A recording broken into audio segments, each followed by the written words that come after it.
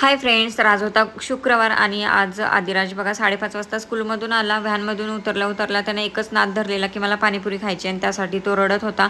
Bag बघा इकडे तिकडे टाकून दिली, कपडे चेंज केले आणि त्याचं रडायचं काम चालू होतं.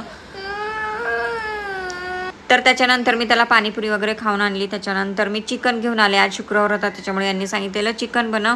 तर याचं बघा असं कारनामं घरात पण चालूच असतात. बाथरूममध्ये गाडी चालवतोय तो, तर असा दंगा त्याचा चालूच असतो. त्याच्यानंतर माझा स्वयंपाक वगैरे रेडी झाला. त्याच्यानंतर मी सगळं काम उरकलं. तर जेवण वगैरे झालं, आमचं किचन क्लीन केलं. आज जरा कमीच भांडी होती तर बरं वाटत होतं.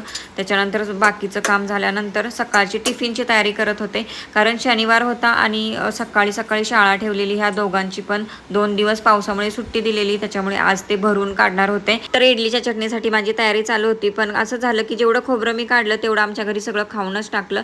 तर असा विषय झाला. अर्धी वाटी होती तशी चटणीसाठी. तर चला